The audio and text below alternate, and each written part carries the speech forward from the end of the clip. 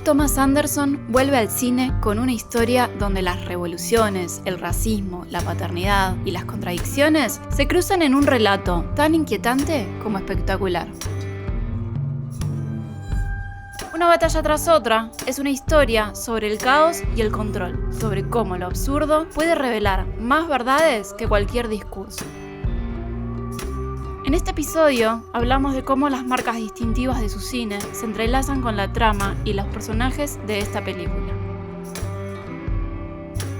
Si te gusta el cine tanto como a nosotros, suscríbete y acompáñanos en esta charla. Esto es Pizza, Birra, Cine.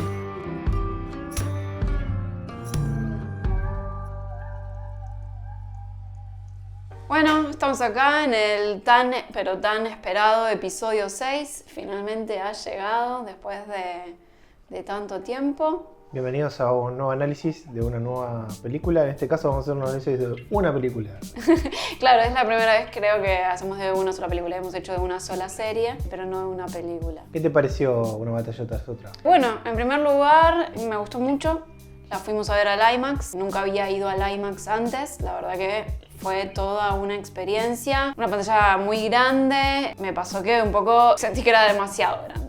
No sé, ¿vos qué te pasó con esa experiencia de IMAX? Fue bastante lo que esperaba, bastante grandilocuente la experiencia de estar en una pantalla distinta. Particularmente esta película se grabó en VistaVision, igual que Brutalista, que es una película que fui a ver. Claro, es una película que está diseñada para verse en IMAX, digamos, desde su concepción. Exactamente, entonces digamos que se aprovecha mayor la experiencia de verla en un formato más grande, digamos. Lo que más me llamó la atención fue como la altura de la pantalla y esto de que llegue de un lado a otro, ¿no? De una pared a una pared. Uh-huh. Estás muy cerca de la pantalla todo el tiempo y estás como ahí en una situación de algo muy grande. Y tiene como esta curvatura que hace que se pueda ver bien de todos lados. Sacamos no tan en el centro, pero igual se vio bien. No, igual se vio muy bien, sí. Y también lo que me pasó es que pensé que iba a ir y que el sonido iba a estallar mis oídos, pero la verdad que sonó muy bien. Ah, sí, fuimos con esa idea de que el sonido iba a ser muy fuerte y que nos iba a aturdir y no pasó. No, por suerte de ese aspecto también, muy bien. Bueno, la película, por otra parte, sí, me gustó mucho, me pareció muy buena. Fui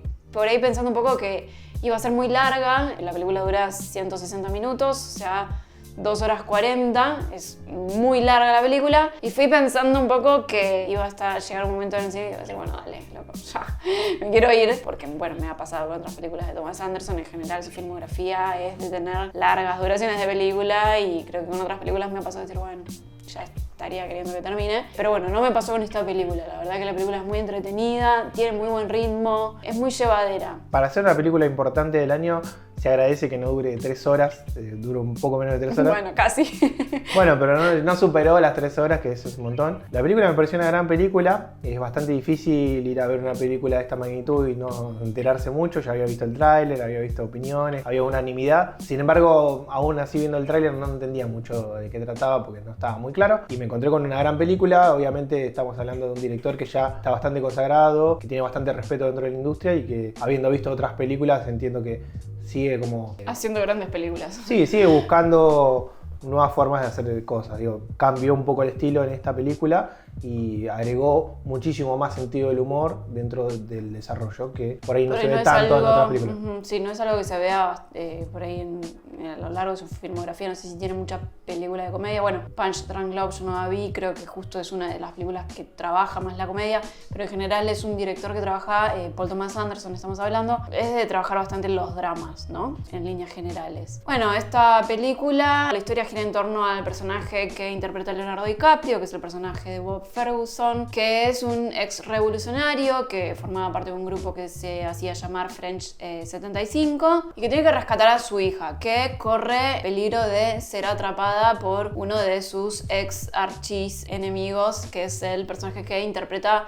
Sean Penn. La película se divide en distintos actos, ¿no? Como bueno, tiene un primer acto que presenta a este grupo revolucionario del cual él formaba parte, a él y a su novia, que es la líder de la revolución, que es un personaje personaje femenino, Perfidia, que está interpretada por Teyana Taylor. Este grupo revolucionario se dedicaba como a dar ciertos golpes. La película comienza liberando a unos inmigrantes que están siendo detenidos por este personaje de Sean Penn, que es un militar, que se dedica justamente a atrapar inmigrantes y deportarlos. Y bueno, el primer golpe que hacen es el de liberar a estos inmigrantes. Y bueno, este grupo revolucionario va haciendo ciertos golpes. Todo este primer acto consta un poco en mostrarte como, bueno, la dinámica de este grupo, ¿no? Y bueno, la dinámica entre Leonardo DiCaprio, su novia Perfidia. El segundo acto hace un salto al futuro donde ya, bueno, Leonardo DiCaprio tiene a su hija. De hecho, bueno, en la primera parte de la película se la ve a Perfidia embarazada, queriendo hacer la revolución estando embarazada. Y bueno, ya en un futuro donde Perfidia ya no está, este padre, Leonardo DiCaprio, haciéndose cargo de su hija de 16 años, hasta que la hija desaparece por riesgo de que este Sean Penn ha vuelto como a perseguirlos a ellos, que son el grupo revolucionario, ¿no? Y después, bueno, la última parte creo que es como la parte de la resolución, que ya es como que, bueno, es un tercer acto. Sí, yo diría que son dos saltos temporales, no sé, no lo puedo considerar un tercer acto porque casi es como una coda de la película.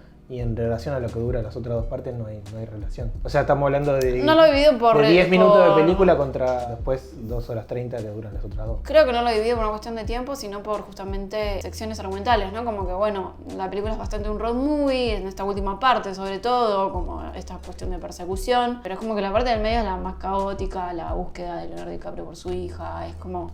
No sé, creo que forma parte como de otra gran sección, ¿no? Como que la última parte ya es otro tipo ya de película, me parece. Bueno, como decía Micaela, la trama atraviesa distintos tipos de géneros, creo que eso es lo que la hace rico, digamos, hablamos un poco del estilo de comedia que tiene y donde hay una gran sátira y una gran ironía en todo lo que se va contando, cómo desarrollan los personajes, cómo estas acciones terminan siendo tragedia, tragicomedia todo el tiempo, donde hay errores que hacen que te termines riendo de lo que le pasa al personaje, pero por otro lado tenés un drama de un padre con su hija. Y al principio tenés como toda una parte de acción, de lucha de dos bandos, un bando que intenta hacer la revolución. Y del otro lado, este militar que intenta frenarlos, en definitiva, como la contrarrevolución, digamos. No solo el militar, sino todo un grupo, digamos, hay un entramado político alrededor de la Fuerza Armada. Estos creo que son los grandes temas de la película, ¿no? Me parece que todos estos grandes géneros hacen que la película sea bastante atractiva y que tenga un ritmo bastante particular, a esto que hablábamos de que dura casi 3 horas y no se siente. Sí, no se siente realmente. Hace que sea entretenida, que se lleve adelante, digo, y hacía rato no me pasaba que con una película tan larga uno la disfrute sin tener que estar sintiendo que se está alargando o se hace pesada. Entonces, eso me parece un gran acierto. Me parece que el sentido del humor que tiene también hace que la película se abra a muchísimo más público, teniendo en cuenta quién es Paul Thomas Anderson y cómo venían siendo sus películas anteriores. Por momentos mucha de la gente que estaba en la sala se reía y la experiencia de verla con otra gente hace que hay muchos momentos donde nos reímos todos juntos. Y me parece que el sentido del humor también lo utiliza a modo sátira para criticar un montón de cosas, ¿no? Como que están puestos en juego todo el rol político que tiene la película, digo que es claro, digamos, estamos hablando de la revolución de un grupo, de la política de Estados Unidos, en este caso, en un universo distópico, que nos queda cercano. Es un mundo palpable, un mundo que tranquilamente podría ser de hoy, entre la derecha fascista y la izquierda revolucionaria, puesto con personajes dentro de un universo que es ficticio, claramente, ¿no? Sí, creo que ahí Paul Thomas Anderson lo que hace en esta idea de enfrentamiento es que en realidad ridiculiza como a ambos bandos, ¿no? Como por un lado ridiculiza un poco la idea de estos revolucionarios, que en definitiva la revolución termina siendo fallida, y sobre todo con el personaje de Leonardo DiCaprio, que lo termina ridiculizando con este personaje que de pronto pierde a su hija y no puede acordarse de la contraseña que tiene que dar por teléfono para que le digan cómo seguir moviéndose para poder encontrar a su hija. Y es un personaje que está muy drogado, muy alcoholizado, no puede hacer nada y además incluso dice como, bueno, pero hace un montón de tiempo, no me acuerdo, ¿no? Como un héroe fallido de alguna forma, como bueno, de ese lado está como haciendo una crítica y además, bueno, otras cosas que también suceden con esto de la revolución, donde termina como haciendo una crítica al bando revolucionario. Y por el otro lado también lo ridiculiza con este personaje de Lockjaw, donde él quiere ser parte de una élite que es racista y que quiere como terminar justamente con gente de color, con inmigrantes. Y lo ridiculiza porque plantea como incluso un absurdo, porque esta élite se llama los aventureros de la Navidad y que incluso se saludan diciéndose Feliz Navidad, ¿no? Como un absurdo que, bueno, también está ridiculizando como a este bando, ¿no? Como a esta élite racista, ¿no? Sí, hay una idea de poner en crisis tanto un bando como al otro. Hay una idea de que esta contracultura que es la revolución es absurda y es igual de burguesa que su contraparte, que es en este caso una supremacía blanca a favor del racismo y en contra de los inmigrantes. Y como todo el tiempo es puesta en crisis, ni los supremacistas son tan oscuros y tan efectivos, ni los revolucionarios son tan buenos y ordenados. Y como está todo el tiempo esta idea de que, como decías vos, en un momento se le pide una contraseña que se tiene que recordar de memoria porque se tienen que eliminar los papeles para que no haya rastros, y el personaje al estar tanto tiempo fuera de ejercicio no se le acuerda y no lo dejan acceder a información porque no se acuerda una simple clave. Claro, y queda como truncado su proceso de revolución en definitiva, ¿no? Como cómo haces para hacer la revolución si por una contraseña no puedes como avanzar en tu proceso revolucionario, ¿no? Sí, ellos que son los antisistemas, que están en contra del poder y vienen a hacer la revolución, terminan siendo igual de burocráticos, igual de complejos, igual de sistemáticos que su contraparte, digamos. Entonces hay una mímesis ahí donde se critica a ambos bandos por igual. De esto creo que se desprende hablar de lo que trata la película, ¿no? Que son por lo menos dos grandes temas que van a estar atravesados de principio a fin, que es por un lado la idea de poder y por otro lado la idea de libertad, ¿no? ¿Quiénes son los personajes que quieren someter a otro en función de tener más poder y ser quienes dominen el sistema o el mundo? ¿Y qué hacen los personajes también para ser libres, ¿no? Como hay distintos personajes que tienen distintas ideas de libertad. Por un lado, obviamente, tenemos dos bandos contrapuestos y después tenemos una línea en el medio que podemos ir hablando de un personaje que aparece recién a la mitad de la película. Sí, estabas diciendo esto de la libertad y me estaba acordando de la línea esa de diálogo que dice el personaje que interpreta a Benicio del Toro, que en un momento le dice, bueno, la libertad es no tener miedo, ¿no? Como dando incluso como otro punto de vista de qué es la libertad para él. Y después, bueno, sí, creo que concuerdo, los grandes temas de la película son esos, la lucha por el poder, y el poder además estando ahí en juego todo el tiempo, sobre todo con estos personajes que aparecen ya muy al principio de la película, el personaje de Perfidia, que es el personaje que es la líder de la revolución, cómo empieza como en esta idea de lucha por el poder con el personaje que interpreta Sean Penn, que es Lockjaw, ¿no? Que ahí hay como una tensión entre estos dos personajes de quién domina a quién, ¿no? Pero bueno, por otra parte también creo que la película trabaja algunos subtemas donde está esta idea de, bueno, de liderazgo, de responsabilidades y de paternidad, ¿no? Porque en definitiva creo que lo que más mueve al relato es esta relación de este padre, interpretado por DiCaprio, y su hija, ¿no? Donde el personaje de DiCaprio está como, por un lado, muy paranoico, con que en algún momento de su vida lo van a encontrar y queriendo estar como fuera del sistema del 100%, y no le deja a su hija ni siquiera tener un celular. Y por otro lado, una hija que es adolescente, que ya tiene 16 años y que se quiere rebelar, ¿no? Como quiere rebelarse a su padre, y además, bueno, nada, sangre revolucionaria también, como que está en parte de su personalidad el rebelarse, ¿no? Creo que la película también tiene una suerte de coming of age, ¿no? Como que a mí me dio un poco la sensación de que este personaje de Willa, que es el personaje de la hija, tiene como esta evolución dentro de la película donde primero es esta muy adolescente que quiere rebelarse, pero cuando empieza como a enterarse de la verdad de su madre y de su padre, de quiénes son sus padres, es como que, bueno,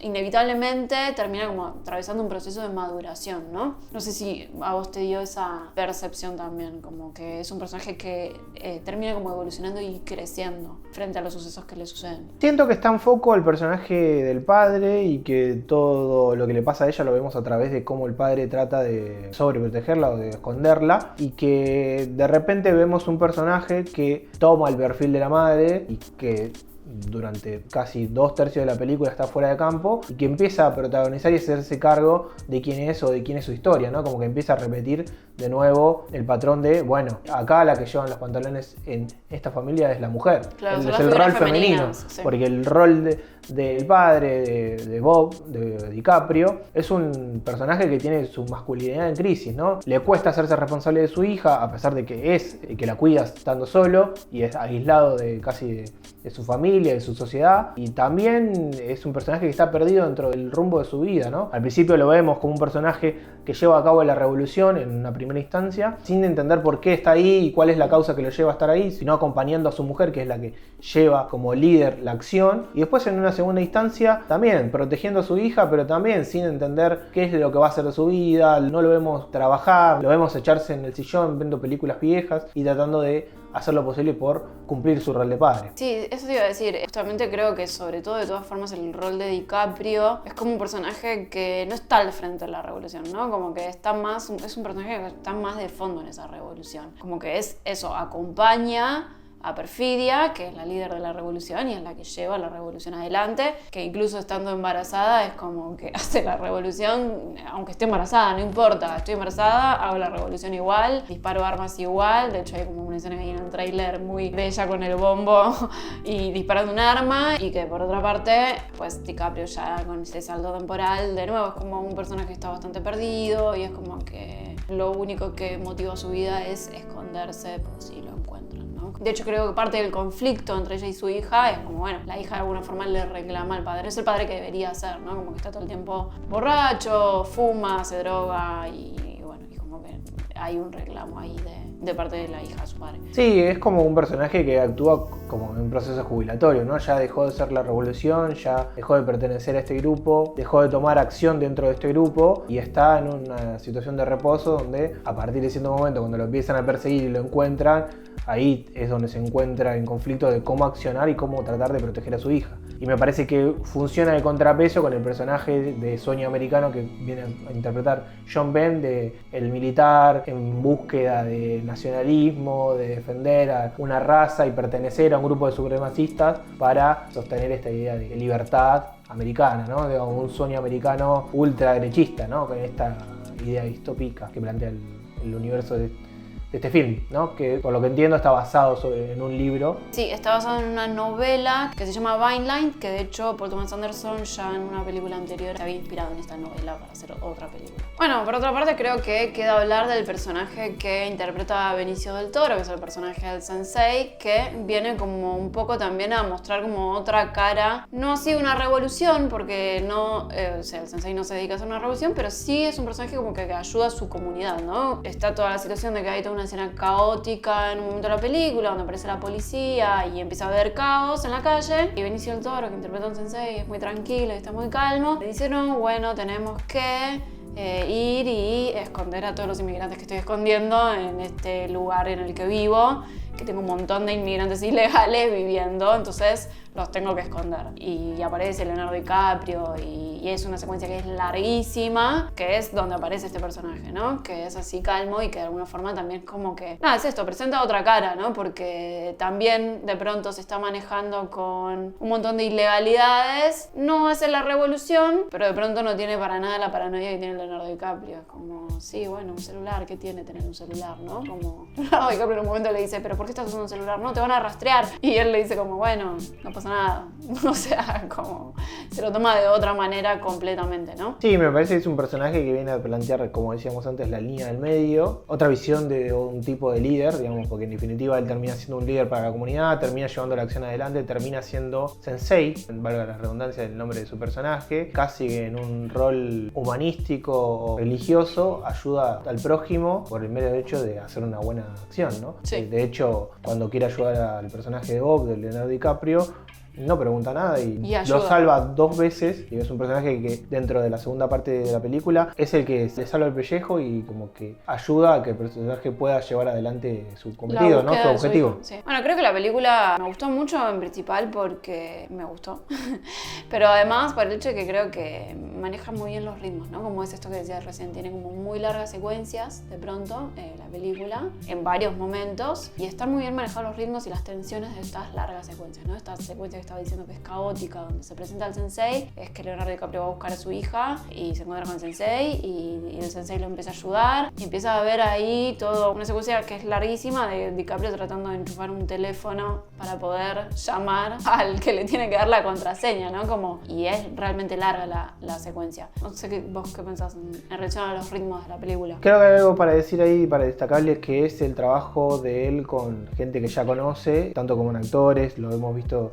repetir actores dentro de sus películas y equipo técnico, y hay una pata fundamental que es la música, que yo vi dentro de las entrevistas que le hacían a Benicio del Toro y a DiCaprio dentro de la rueda de prensa, que hablaban de que escucharon la música dentro del rodaje y ya tenían la composición de cómo iban a ser las escenas. Eso habla de una particularidad de, bueno, la música juega un rol importante dentro del ritmo, de la duración de las secuencias, y se ve claramente en la película y me parece que es una de las cosas más interesantes. Lo que hablábamos de, bueno, es una película larga, de grandes secuencias que se contraponen de por ahí con escenas más fragmentadas y más frenéticas, pero cuando se toma el tiempo de desarrollar una acción y la cámara va de un plano corto a un general o a mostrar una fachada y volver a los personajes, no se siente la dilatación del tiempo. Tiene un ritmo totalmente llevadero, ¿no? Y que lleva la acción adelante. Y eso me parece que es la unión entre él y Johnny Greenwood, que es el músico con el cual trabajó en varias de sus películas, que hacen que con estos distintos géneros musicales, porque no tiene como una unidad de un estilo musical, sino distintos tipos, según lo que requiera la escena,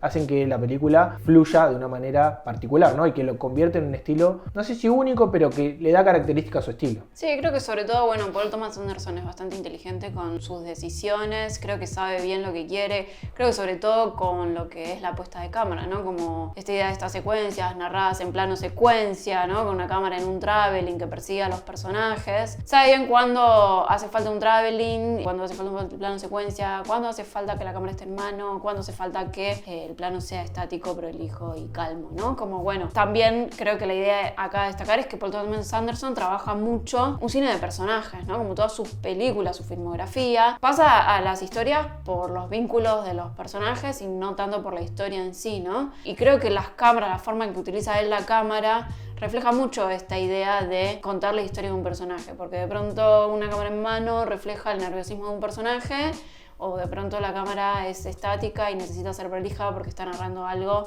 que amerita una cámara prolija y estática, o de pronto un gran plano secuencia porque necesita transmitir el dinamismo de la acción de los personajes. Me parece que tiene muy claras sus referencias por lo que dicen la gente que lo consume o en sus entrevistas mismo. Es un personaje muy cinéfilo, consume mucho cine. Me parece que dentro de lo que hablamos de las secuencias, de cómo dilatar el tiempo, hay mucho de Orson Welles, John Ford, Tarantino o Scorsese, sí, digamos, más tirado para acá, y como que le gustan los grandes referentes y trata de llevar ese cine a su estilo. Me parece como muy claro de dónde se agarra a veces no, a veces sus referencias están más escondidas, pero está claro que él ve mucho cine y de eso lo utiliza en su estilo, ¿no? También vemos algo de Kubrick en cómo desarrolla los personajes, la grandilocuencia o el tamaño gigante de sus películas, en cómo desarrolla el desierto en este caso, de cómo los personajes entran en la locura, entran en la paranoia, y algo muy emparentado a lo que puede ver en el cine de Kubrick. Sí, yo vi una charla que dio donde hablaba mucho de toda la referencia que tiene el cine western para toda esta gran secuencia final que es el desierto, y él dijo, bueno, hacía falta pensar en cómo contar el desierto, ¿no? Y qué películas más clásicas cuentan el desierto que el western, ¿no? Entonces como que tomó muchas referencias de eso para toda esta última gran secuencia que también, de nuevo, con un gran manejo del ritmo y de la tensión y de todas estas colinas donde hay una persecución en auto, donde nada, como de pronto lo ves, no lo ves, y eso hace que esa tensión se dilate, pero bueno, de una manera muy positiva, ¿no? Sí, incluso hay un plano del desierto donde un personaje entrega a otro para que lo maten o para que lo escondan. Súper abierto, muy frontal. Muy western, sí. Totalmente referenciando a otras películas, ¿no? Dentro de esa entrevista decían que estaba The Searchers, John Ford, y hay otras, bueno, como La Batalla de Argel y Vuelo al Sol, escuché yo que nombró también. Sí, incluso no tiene miedo de nombrar en qué se basó o en qué se inspiró, con qué película estaba mirando a la hora de hacer esto, ¿no? Otra cosa a destacar por ahí es el sentido del humor. Me hizo acordar mucho a los hermanos Coen. Hablamos un poco de esto antes de grabar el capítulo, de que, bueno, ¿dónde está el gran Lebowski en esta película, ¿no? En el personaje de DiCaprio. El personaje de DiCaprio, sí, totalmente. Sí, pero además creo que los Coen no están solamente en el personaje de DiCaprio, en el gran Lebowski, en el personaje de Dude, sino que también está en todos estos planteamientos de todos estos absurdos que empiezan a pasar en la película, ¿no? Como en la sí, en el sentido del humor también. Sí, está plagado de absurdos, que es algo que los Coen manejan bastante, y creo que incluso una de las cosas que te había dicho cuando salimos del cine fue como, bueno, en algún punto de la película me parecía predecible, creo que dije, o sea, estoy esperando que al final pase esto y termina pasando. Y creo que tuvimos esta conversación y me dijiste, bueno, pero si hubiese terminado en el absurdo hubiese sido una película de los Coen, me dijiste, y digo, bueno, es verdad, se parece un montón al estilo de los Coen, y si hubiese terminado en el absurdo hubiese sido definitivamente una película de los Coen. Pero bueno, nada, es Paul Thomas Anderson, ¿no? Sí, en el final, digo, si hay un cambio de eje que si, digo, vos estás mirando la película, va a suceder algo donde un personaje está a punto de matar a otro, y si lo matara por error, como tranquilamente puede ser Fargo, ahí veríamos muy claro como el link entre un estilo y otro, y me parece que bueno, ese giro, esa vuelta de giro en el guión hace que se convierta en Paul Thomas Anderson y no en los Coen. Pero también me hace acordar mucho a Sin lugar para los débiles, que también es mucho de western, mucho de persecución, que tiene esta película como la segunda parte como una gran cacería, que está ahí muy linkeado, ¿no? No sé si él lo toma como referencia o no, pero digo, hay un estilo, tienen cosas en punto de contacto. Bueno, todas estas refes o estas cosas que se desprenden de la película me parece que es para un segundo visionado. Me parece que la película termina siendo una apuesta muy grande de él en elegir a este elenco, que digo, tienen nuevos actores dentro de lo que él viene repitiendo. Cambió un poco sus personajes principales y creo que está apuntando a una película mucho más grande, que dentro de lo que es la crítica, que viene teniendo bastante unanimidad, y dentro de los que son sus colegas que lo vienen apoyando, digo, tuvo entrevistas con Spielberg, digo, creo que Tarantino o Scorsese también hablaron bien de la película. Se posiciona fuerte de cara al año que viene a los Oscars de Estados Unidos, ¿no? Sí, esto un poco ya lo hablamos en los streaming que hacemos los viernes, no se lo pierdan. De paso, los invitamos a que se conecten los viernes, que hacemos streaming y charlamos acerca de algún que otro tema que esté dando vuelta por ahí. Lo hablamos el otro día, que creemos que bueno, va a ser una película que va a estar muy nominada, porque la realidad es que está muy bien desde muchas de sus áreas, ¿no? Como, bueno, está muy bien la música, está muy bien la fotografía, están muy bien los actores, las actuaciones de todos estos grandes actores, y de los que no son tan grandes también, como los personajes estos femeninos, que de pronto en realidad no sé si son actrices tan conocidas. Nada, la verdad es que trabajaron muy bien en la película, y también, bueno, nada, todo el resto, ¿no? Una gran película, una gran dirección, un gran guión. Yo creo que va a estar muy nominada, va a tener muchas nominaciones, y de hecho creo que es una gran candidata a que se lleve por película. Por lo menos en lo que vamos del año, creo que esta es la mejor película que vi este año, y la que tiene este nivel de producción, y que la Academia no va a dejar de mirarlo. Todavía obviamente faltan estrenos, pero bueno, hasta el momento creo que es lo más grande que hay, y que es una gran película además. Creo que es un gran candidato que todavía no tiene Oscar a Mejor Película o Mejor Director, con lo cual va a ser un gran competidor y va a estar dentro de quizás los más considerados para ese galardón. No me parece casual el elenco que ha puesto, y que toda la industria que viene hablando bien de él lo posicione donde lo posiciona. Siento que viendo su filmografía, viendo ciertas películas, se lo merece bastante. Creo que ha logrado convertir su estilo o ir arriesgando poco a poco en hacer distintos tipos de películas. Digo, ha tenido películas que le han ido unas mejor que otras, y creo que, por ejemplo, esta película que hablábamos de que uno de los temas es la relación de poder y la libertad y la dominación, teniendo en cuenta que viene de haber hecho, no sé, There Will Be Blood, que también habla de la ambición y del poder de un personaje. Acá tiene otro tono y otra forma de contar, y me parece que él cada vez más intenta hacer distintos tipos de películas, a pesar de que construye su estilo, ¿no? Sí, tiene un estilo, Paul Thomas Anderson tiene un estilo muy marcado, que consta por sobre todo en esta idea de relato coral, ¿no? Esto que decía de que es un cine muy de personajes y de contar vínculos entre personajes. Suele tener muchos personajes en sus películas, y tiene esta suerte de relato coral, ¿no? De distintos personajes que le suceden distintas cosas. Entonces creo que, bueno, ahí está muy el estilo de Paul Thomas Anderson en el tipo de historias que él decide contar. Sí, quizás esta no es una gran película de autor, o sea, se ven otro tipo de cosas que no ha experimentado. Creo que sobre todo la idea de la comedia, ¿no? Bueno, al menos yo creo que he visto casi la gran parte de su filmografía. Suele contar más dramas él, ¿no? Como tiene películas que son bastante más dramáticas que esta película. Esta película, una comedia, por ahí me falta alguna película realmente de Paul Thomas Anderson, pero este tipo de comedia, sátira, no se lo vi en el resto de su filmografía. Bienvenido sea la exploración. Digo, está en cines actualmente, así que invitamos a que la vean nuevamente. Cuando esté en streaming la vamos a volver a mirar, porque me parece que hay varias cosas que se nos pasan por alto, pero bueno, eso hace que la película sea bastante grosa y que, bueno, ultra recomendada, obviamente. Sí, ultra recomendado. Bueno, creo que sin más que agregar, los invitamos a que nos sigan, se suscriban en el canal, a que si les gustó este video le pongan un like, y si tienen ganas de seguir escuchándonos y participando en la conversación, tenemos otros capítulos subidos, así que bueno, los invitamos a que miren los otros capítulos. También hay un link en la descripción donde pueden aportar económicamente si quieren el canal. Eso nos va a servir para seguir creciendo y apoyarnos en tener nuevos equipos, tener nuevo contenido para hablar de distintas películas. Vamos a tratar de hacer nuevos temas que venimos charlando. Tenemos varias películas para ir a ver al cine. Y bueno, súmense los viernes al streaming, que bueno, ahí hablamos otro tipo de cosas y no nos centramos tanto en el análisis puro y duro, sino es un poco una charla más distendida y vamos tocando distintos temas todos los viernes.